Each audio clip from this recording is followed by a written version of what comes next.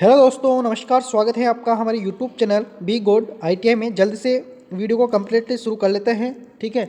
और अपने मित्रों को भी यह वीडियो ज़रूर शेयर करें ताकि वो भी इस वीडियो का लुत्फ़ उठा सके। 2021 की जो आपकी एग्ज़ाम है CBT, उसमें यही क्वेश्चंस पूछे जा रहे हैं निम्न पैटर्न से। तो ये क्वेश्चंस आपके लिए बहुत ही हेल्पफुल रहेंगे, तो इन क्वेश्चनों को आप कम्प्लीटली ज़रूर देखें दोस्तों। जैसे कि पहला क्वेश्चन है आज का इस वीडियो का, जो कि है आच्छादित पोल मोटर में एक्स के रूप में चिन्हित भाग का कार्य क्या है। दोस्तों ये पोल दिया गया है जिस पर यहाँ पर वाइंडिंग हुई है। इसमें पूछा गया है कि ये एक्स भाग है ना, इसका कार्य क्या है। तो दोस्तों इसका कार्य ऑप्शन देख लेते हैं अपन। दक्षता बढ़ाए, निरंतरता गति बनाए रखे, या रोटर घुमाव शुरू करे, या डी ऑप्शन है आपका चुंबकीय क्षेत्र को मजबूत करे। तो दोस्तों इसमें से जो आपका आंसर होगा वह होगा सी ऑप्शन, करेक्टली आंसर हो जाएगा रोटर घुमाव शुरू करें। अगला क्वेश्चन है जो कि है capacitor start induction run motor के रोटेशन की दिशा कैसे उलट जाती है। मतलब जो मोटर होती है कैपेसिटर स्टार्ट इंडक्शन मोटर, उसकी रोटेशन की दिशा कैसे उलट जाती है। तो दोस्तों इसका आंसर होगा सी ऑप्शन की मुख्य वाइंडिंग टर्मिनलों को आपस में बदल करके। मतलब कैसे अपन उस मोटर की गति को परिवर्तित कर सकते हैं। तो अपन मुख्य वाइंडिंग के जो टर्मिनल होते हैं को क्या कर सकते हैं, अपन मेन वाइंडिंग के टर्मिनलों को बदल देंगे आपस में, तो अपने मोटर की घुमाव दिशा परिवर्तित हो जाएगी। अगला जो क्वेश्चन है वह है कि किस एकल कला की मोटर में टैप फील्ड स्पीड कंट्रोल विधि कार्यरत है। ऑप्शन दिए गए हैं यूनिवर्सल मोटर, आच्छादित pole motor, capacitor start induction run motor. D option दिया गया है capacitor start capacitor run motor. तो दोस्तों इसका आंसर होगा आपका ए ऑप्शन, जो कि है यूनिवर्सल मोटर। अगला क्वेश्चन है खाद्य मिक्सर जो होता है आपका में किस प्रकार की एकल चरण प्रेरण मोटर का उपयोग किया जाता है। तो दोस्तों उसमें यूनिवर्सल मोटर का उपयोग किया जाता है। अगला जो क्वेश्चन है वह है कि एकल चरण यानी कि सिंगल फेज प्रेरण मोटर की स्टार्टिंग और रनिंग वाइंडिंग के बीच कोणीय विस्थापन क्या है। तो दोस्तों 45 electrical degree, 60 electrical degree, 90 electrical degree, या 120 इलेक्ट्रिकल डिग्री। तो दोस्तों इसमें से जो आपका आंसर होगा वह होगा सी ऑप्शन, जो कि करेक्ट आंसर रहेगा 90 इलेक्ट्रिकल डिग्री। अगले क्वेश्चन पर चलते हैं। अगला क्वेश्चन है आपका 231 नंबर का क्वेश्चन, जो कि है ध्वनि रिकॉर्डिंग उपकरणों के लिए हिस्टेरिसिस मोटर उपयुक्त क्यों है। तो क्या आकार में छोटा, उच्च दक्षता, शांत प्रचालन, या कम त्रुटि प्रचालन। तो दोस्तों इसका आंसर होगा सी ऑप्शन, शांत प्रचालन। अगले क्वेश्चन पर आते हैं, जो कि है घरेलू पानी पंप जो होता है के लिए कौन सा मोटर पसंद किया जाता है। के लिए क्या यूनिवर्सल, प्रतिकर्षण, आच्छादित पोल मोटर, या संधारित्र प्रारंभ मोटर। दोस्तों आपने घरेलू मोटर्स देखी होगी, उनमें सभी मोटर्स कैपेसिटर स्टार्ट मोटर होती हैं। तो संधारित्र यानी कि कैपेसिटर स्टार्ट मोटर। अगला जो क्वेश्चन है वह है किस प्रकार की मोटर में अपेक्षाकृत कम टॉर्क होता है। तो कम टॉर्क दोस्तों सबसे अधिक टॉर्क तो यूनिवर्सल में होता है, तो ये तो आपका आंसर रहेगा नहीं। तो आपका आंसर कौन सा होगा, तो कैपेसिटर स्टार्ट कैपेसिटर रन। तो ये भी एक टॉर्क वाला कैपेसिटर लगा रखा है, तो इसमें भी मजबूत टॉर्क होगा। आगे जो ऑप्शन है capacitor start induction run motor, तो इसमें भी कैपेसिटर लगा हुआ है स्टार्ट में, तो ये भी क्या होगा, एक मजबूत टिकाऊ टॉर्क वाला होगा। यहाँ पर अपन से क्वेश्चन में पूछा था कम टॉर्क, तो प्रतिरोध शुरू इंडक्शन रन मोटर। तो प्रतिरोध शुरू इंडक्शन रन मोटर जो होती है ना, क्योंकि इसमें स्टार्टिंग में भी प्रतिरोध लगा दिया, तो यह आपका आंसर करेक्ट आंसर रहेगा कम टॉर्क वाला, है ना। अगला जो क्वेश्चन है वह है स्लिप स्प्लिट कला मोटर में अपकेंद्रीय स्विच का कार्य क्या है। अपकेंद्रीय तो सेंट्रीफ्यूगल स्विच बोला जाता है इंग्लिश में इसको। तो अपकेंद्रीय स्विच का कार्य क्या है स्प्लिट कला मोटर में। तो इसका जो कार्य होता है ना दोस्तों, तो क्या अतिधारा से बचाता है, या निरंतरता गति बनाए रखता है, या मोटर को ओवरलोडिंग से बचाए, या आपूर्ति से शुरुआती वाइंडिंग बनाए और तोड़े। तो डी ऑप्शन आपका आंसर करेक्ट आंसर रहेगा कि आपूर्ति से शुरुआती वाइंडिंग को बनाए और जोड़े रखता है। अगला जो क्वेश्चन है आपका एक आच्छादित पोल पंखा मोटर में स्टार्टिंग टॉर्क का उत्पादन कैसे करें। मतलब एक आच्छादित पोल पंखा मोटर में स्टार्टिंग टॉर्क का उत्पादन कैसे करें। तो दोस्तों इसमें से आपका जो ए ऑप्शन है ना वही करेक्ट आंसर रहेगा।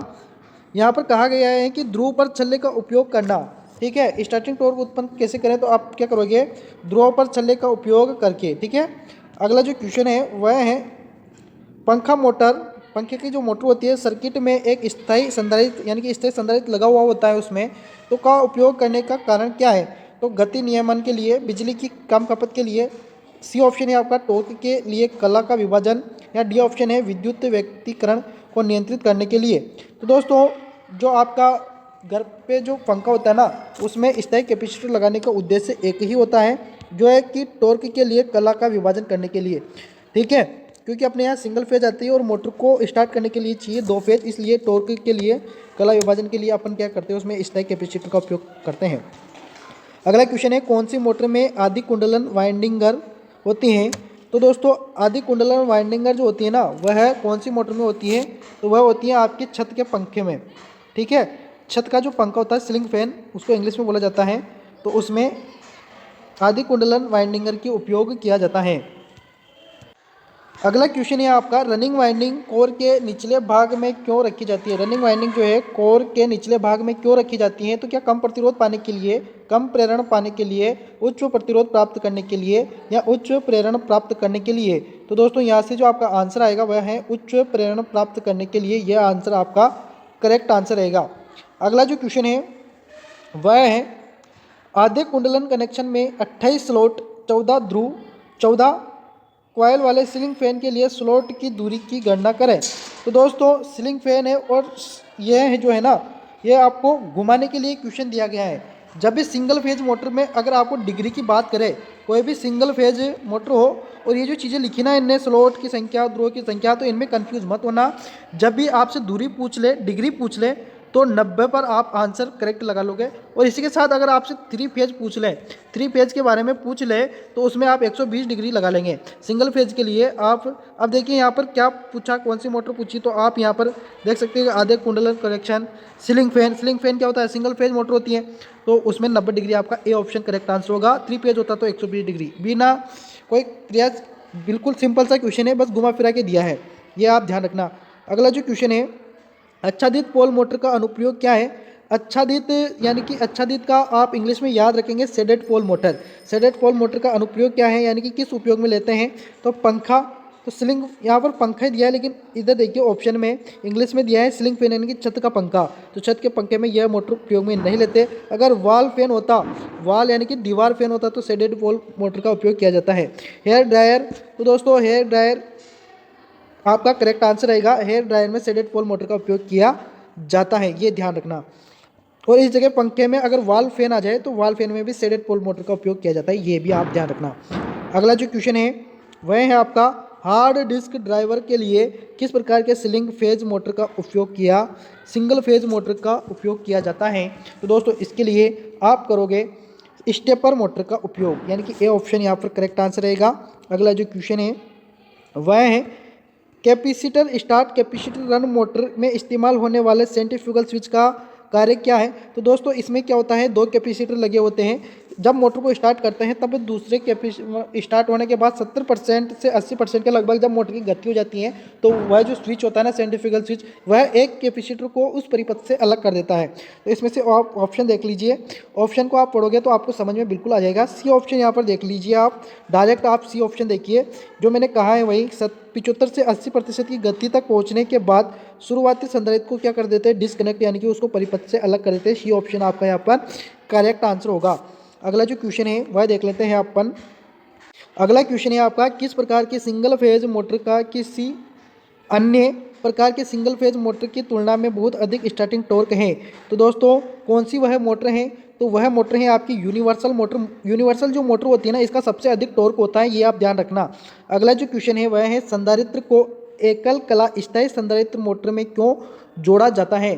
तो क्यों जोड़ा जाता है? वह स्टार्टिंग वाइंडिंग के श्रृंखला में संधारित्र को एकल कला स्थायी संधारित्र मोटर में कहाँ जोड़ा जाता है? सॉरी, क्वेश्चन पढ़ने में मैं थोड़ा ये ध्यान रखना, यहाँ पर फिर से क्वेश्चन पढ़ रहा हूँ मैं। संधारित्र को एकल कला स्थायी संधारित्र मोटर में कहाँ जोड़ा जाता है?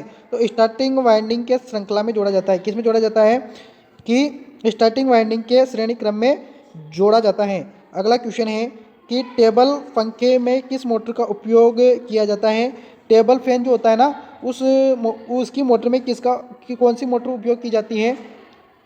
तो दोस्तों उसमें स्थायी संधारित्र मोटर का उपयोग किया जाता है। कौन सी स्थायी? उसमें भी परमानेंट कैपेसिटर का ही उपयोग किया जाता है। अगला जो क्वेश्चन है वह है, एकल कला मोटर रिवाइंडिंग में कुंडलन समूह कनेक्शन गलत तरीके से जुड़ा हुआ है तो क्या प्रभाव पड़ेगा? तो दोस्तों बी ऑप्शन आपका करेक्ट आंसर है, मोटर नहीं चलेगी। क्या होगा? मोटर बिल्कुल भी नहीं चलेगी, ये आप ध्यान रखना। अगला क्वेश्चन है आपका, वह है 247 नंबर का कि प्रतिकर्षण यानी कि रिपल्सन मोटर में क्या प्रभाव होता है यदि चुंबकीय अक्ष दूसरी तरफ स्थानांतरित हो जाता है तो क्या प्रभाव पड़ता है? यहाँ पर आपका आंसर होगा, ऑप्शन देख लेते हैं अपन। दिशा बदल जाएगी, रोटेशन की दिशा बदल जाएगी, रोटेशन की दिशा समान रहती है, या मोटर की गति रेटेड गति से बढ़ जाती है, या मोटर की गति रेटेड गति से क्या हो जाती है? कम हो जाती है। तो दोस्तों यहाँ पर आपका ए ऑप्शन करेक्ट आंसर रहेगा कि रोटेशन की दिशा बदल जाएगी। ठीक है। अगला जो क्वेश्चन है वह है, मोटर शुरू होने के बाद अब केंद्रीय स्विच को डिस्कनेक्ट नहीं किया जाता है तो क्या प्रभाव पड़ता है? अगर डिस्कनेक्ट नहीं किया जाता है तो क्या प्रभाव पड़ेगा मोटर पर? तो दोस्तों स्टार्टिंग वाइंडिंग जो होती है ना वो क्या हो जाती है? जल जाएगी। स्टार्टिंग वाइंडिंग क्या होगी? जल जाएगी।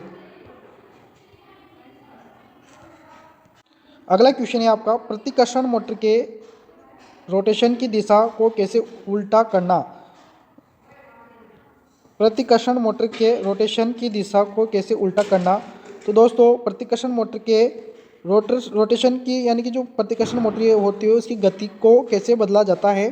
तो आप क्या करोगे कि ब्रश अक्ष को स्थानांतरित करके, ब्रश अक्ष जो होते हैं ना, जैसे ब्रश अक्ष ऐसे होते हैं तो उनको कैसे कर दोगे आप? इस स्थान से आप इनको इधर लाके एक तो यहाँ लाओगे, इसको यहाँ ले आओगे, ऐसे आप उनको क्या करके ब्रश अक्ष को स्थानांतरित करके मोटर की गति को परिवर्तित किया जा सकता है रिपल्सन मोटर में। नेक्स्ट क्वेश्चन है, क्यों एक संधारित्र अपकेंद्रीय स्विच गति नियंत्रण विधि में अपकेंद्रीय स्विच से जुड़ा हुआ है? तो यह जुड़ा हुआ है संपर्कों में स्पार्क कम करने के लिए, संपर्क जो होते हैं ना उनमें स्पार्क कम करने के लिए जुड़ा हुआ है। तो दोस्तों यही आपके क्वेश्चंस 250 क्वेश्चंस कंप्लीट होते हैं। बाकी जो क्वेश्चंस बचे हुए हैं वो भी बहुत जल्दी आपके कंप्लीट हो जाएंगे। तो चैनल को अगर आपने सब्सक्राइब अभी तक भी नहीं किया है तो चैनल को सब्सक्राइब कर लें ताकि आपको नोटिफिकेशन वीडियो का मिलता रहे। ठीक है, मिलते हैं नेक्स्ट वीडियो में, तब तक के लिए धन्यवाद।